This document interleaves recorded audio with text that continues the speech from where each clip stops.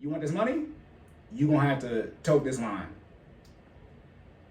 Oh, okay. Obviously, in the show they didn't do that because it's a movie. Right. But that's what I'm talking about, the monarchy and setting things up from a generational wealth standpoint and doing money, kids, in-laws, religion. You might want to start putting some parameters around as an adult, being a parent. If you're gonna put in all this work, do you want your kid to fumble it? Because Cory, why are you saying this? Here come the stats. 80% chance that your kids, not your grandkids, 80% chance that your kids lose all the money you leave them. 80% chance. Bruh. Yes, bro, and say less.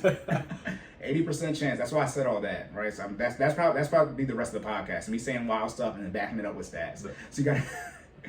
He got the numbers for y'all. I mean, 80%. That's a lot. Guess what? Statistical analysis. That's called guaranteed. You start getting over 70%. It's like, what is this that we're talking about that's about to happen? Okay. Then on top of that, another stat, but it's really the same stat. The first generation millionaires, that turnover is 80%. That's the same stat. So you're a millionaire, right? You leave your millions to your children, so they be second generation, but 80% of them lose that money. So that means the other 80% would have to be first generation to replace that millionaire pool. Okay, so Pareto distribution again, 80-20 rule, right? So that's why I'm talking about money, kids, in-laws, and religion. And then for those of you who want to actually not even just start a business, and I'll get into wills and trusts, but preparing your children to take over the wealth that you're leaving them as you get into your 50s and 60s, especially if you have a business, you want to start making that transition phase as far as a business standpoint, or if not, clearly discussing what's in the will and the trust for them if you don't have a business, because if they're going to take over the business, you need to start preparing them for that. Now, don't get it twisted. When I say to have them take over the business, I mean explicitly from a majority ownership standpoint. All your kids might not be somebody who wants, who want to run the business, or you might, do what all the big companies do, like Walmart. The CEO of Walmart is not a Walton. Jeff Bezos stepped down, right? Mm-hmm. So, but from an ownership standpoint, best believe the Waltons got them. Okay, they didn't. So you want to, at least worst case, prepare your kids to, at least if you have a business, obviously be prepared to be, majority ownership. Obviously, if you have multiple kids, you gotta hope they all not crazy, right? How you're divvying it up. But again, if one of your kids is not acting right, take them out your will, take them out the trust. If, again, this is all the work that you put in, mm-hmm. right? And at the end of the day, you are gonna you are gonna die. At the end of the day, you are gonna die. So when you can have the trust and will set up all you want, but you're not here, right? You have to hope that the rest of us living people, actually, execute on what you have listed out in your wills and trusts. So yeah, you want to prepare your kids for that. But in order for that to happen, you all need to be what? Financially literate. Okay, we talked about that earlier. Make sure everybody knows what they need to know. Exactly. No, put it like this: if you're not going to raise your kids to inherit the wealth, you might as well blow it all. One more time. If you're not going to raise your kids to inherit the wealth, you might as well blow it all. Logically. What type of logic is that, Cory? I don't know, but it makes sense. Yeah, put it like this. $100 million, I'm about to leave you $100 million. I'm about to spend all this. If you're about to lose it, right? Obviously, you can donate to charities like Bill Gates. Well, you get into all right. Sorry, Bill. Anyways, but you have to look at it from that perspective. Again, that's why I talk about being so intense, because really, when it comes to investing into your children, remember I said investing 101. You just don't invest in stocks, businesses. You actually invest in yourself, and then you actually start investing in your kids. Obviously, money, right, for them, mm-hmm. but what you're pouring into your kids as you're raising them. Don't raise them how I'm single. No kids, no prospective women. So I guess I don't know what I'm talking about. Although yesterday I got validated on everything I said. Yes. Oh, we got to say that we have a special edition episode. We have a housewarming episode that we recorded slightly intoxicated at 2 a.m. We messed up a little bit on the audio, like episode 10, but we fixed it early, and we're gonna have the back end be fixed. But yeah, we have a special episode for y'all coming out in a couple of weeks. Yes. All right, I can't believe we forgot to say that. That was so late. That's why this is being recorded so late. Okay, but yeah, if you're not gonna raise your kids to handle the inheritance, then you might as well spend it all. On top of that, some of the children, right? They'll use all that money, and they'll blow it on drugs. So now essentially, you didn't kill your children based off of not preparing them to handle the money, and they use that money and they OD on stuff. Mm-hmm. Okay, now let's talk about raising your kids. Okay, Malcolm Gladwell. Do you know who Malcolm Gladwell is? What do you do? Fitness. Exactly. this is your stuff for it. So go ahead. No, don't start running off fitness people names. I was going to say, all right, go ahead. Billy Blake's. That's it. Oh my goodness. Okay, Malcolm Gladwell. He was on the Breakfast Club. He is a Canadian writer. I believe he is half UK, half Jamaican. Regardless, he has a book called Outliers. That's when I talk about the 10,000 hour rule, which you know about. Right. That's in that book. By the way, as Malcolm Gladwell said, the 10,000 hours is an arbitrary number. You know, it's 10 even, right? But that's roughly how many hours you need to put in to reach the floor of being a master at something. You only need 20 hours to reach the floor of being good at something. That's a big delta, by the way. Right. That's essentially 10,000 hours. Right. It's because 10,000 miles 20. But yeah, if you want to just be decent at something, it takes 20 hours. All right, that's great. But I'm saying that to say the Outliers book, there's a chapter in there about the disparity between the racist and not race, the racist with an ES. That's me talking fast, not race, not mean people, right? But you know, black, white, you know, Asian, Hispanic, of why which community is successful and is it due to income? And it's not due to income, which is great. Being black does not mean you are at a disadvantage in society. It's how you're raised.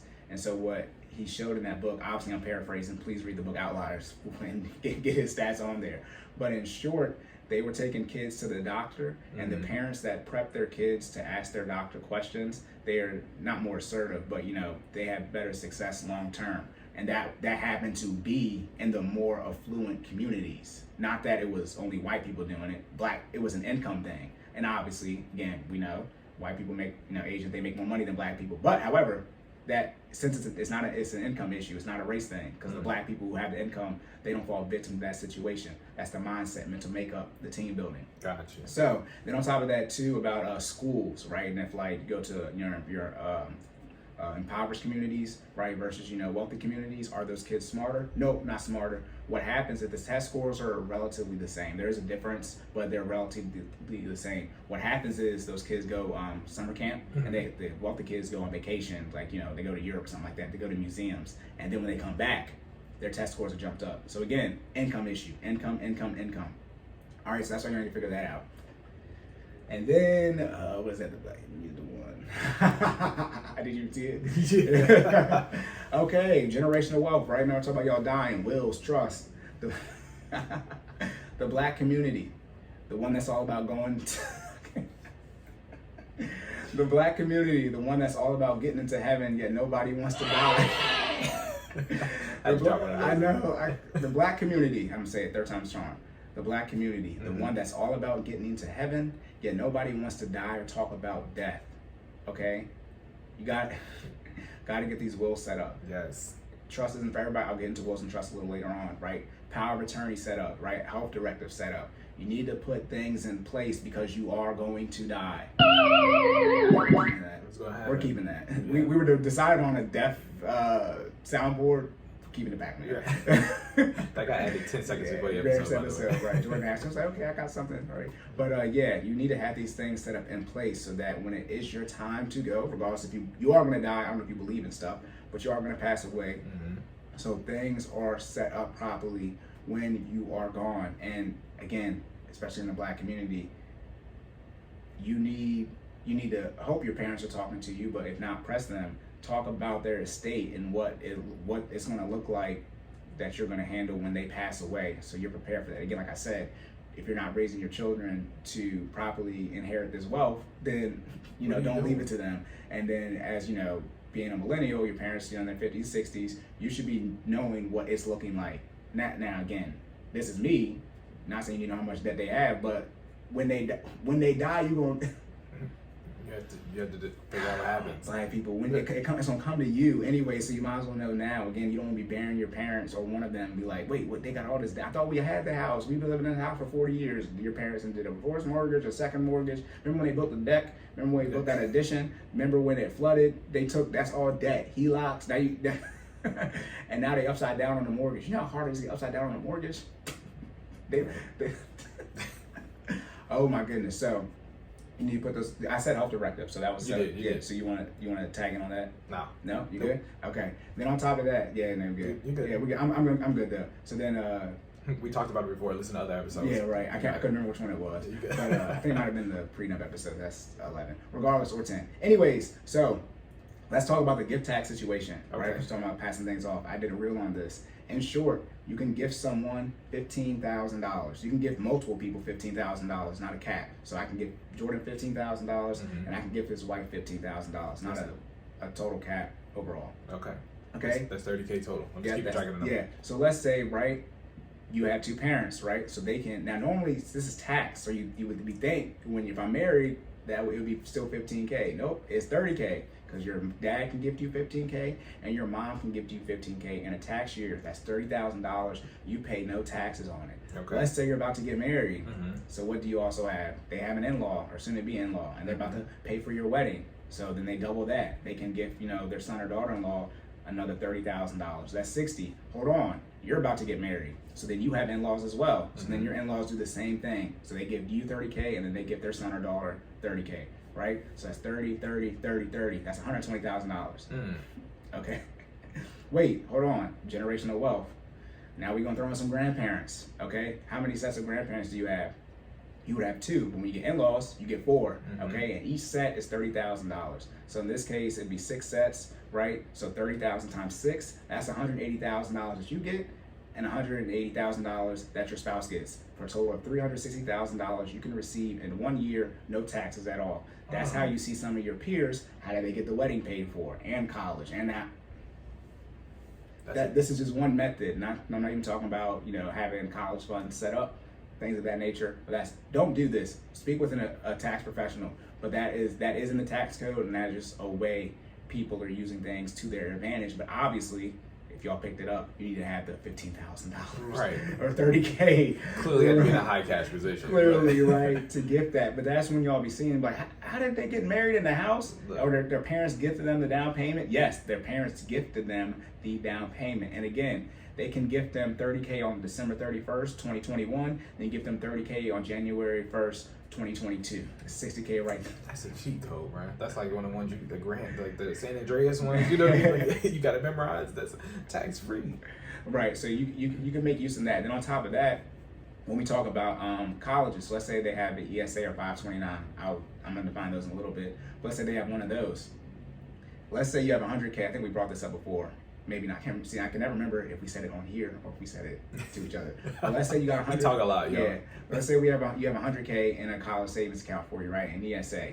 But let's say you get a full ride for that 100K. So now you have 100K plus the scholarship money. Yeah. But now you got the 100K sitting there in your college savings account. Well, it's like, well, I don't need this for college. I have to pay the 10% penalty and the taxes on it. Nope. Any money you get in scholarship money, you can take out of your ESA or 529 tax-free. And so in this case, if it's a $100 scholarship and $100 in a college savings account, you just got $100,000 growth tax-free. That's called a Roth IRA or HSA. To my knowledge, that's the only other way you can just truly simply do it that way. So they just went to school full ride, right? And their parents invested in them and got 100K. That's their wedding and their down payment. Then you double that, right, with their spouse. So that's 200K, right? Then remember that 360 in a year, 2 plus 360, that's about. It's $500,000. That's what I'm talking about, the money, kids, in-law, religion, and watching who your kids are marrying into. Okay, because a lot. See a lot. Get into it. Come on, bro. Hold on. Go ahead, give it to him. Okay, see, because this is how some of our peers are able to transfer. Some people don't say generational wealth, they say transformational wealth. It's all the same thing. Money for people after you, obviously. Call it what you want to call it. But this is how some of your peers are able to do that. And then I say you scale it up to not just parents and grandparents, right? Anyone can gift you this $15,000. Aunts, uncles. Then on top of that, guess who they can gift the money to? Your kids. Never mind. So, and that they don't, to my knowledge, they don't use this, a lot, but it's just one of the ways that you can move money around. Yeah, you can have tax shelters for your money, and like I said, create the least amount of taxable events and pay the least amount of taxes as possible. Okay, because a lot of you this is why I got put in the work, because most of you want to be the wealthy grandchild and the wealthy grandparent. However, if your grandparents are not wealthy, you can't be the wealthy grandchild. Okay? A lot of you want to inherit your own inheritance. You want to be Martin and Jaden. You want to be Martin Luther King Jr. and you want to be Jaden Smith. You want to start the civil rights movement and you want your dad to be Will Smith and your mom to be Jada Pinkett. You can't be both. Okay? So you got to pick which one of those you're going to be, right? And most of us are first generation, so you have to build the foundation. And in short, everyone after you want to make sure everyone after you has more money than you. That's the whole point of this, of generational wealth. So you want to say, I'm going to be the poorest person, right? Or the last poorest person of my family. Everyone else after me is going to have more and more money than I do. I'm okay with being the poorest person, but you got to know what my version of poor is. Look, my poorest person is more. It's good. My poor is going to be greater than some of y'all's wealth, but it's okay. Put it like this: Sam Walton, that started Walmart, he had about 70 billion when he died. Now all of his children have 50 billion net worth, and he had 4 kids. Now one of them dies, he has 3, so they have less than him, but total, right? I'm gonna get into that just a little bit, okay? So again, generational wealth. Most of this is not for you, right? It's after you, okay? Because it's generational wealth, okay?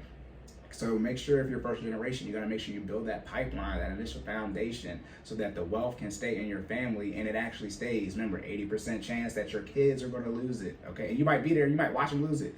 Jesus Christ. Okay.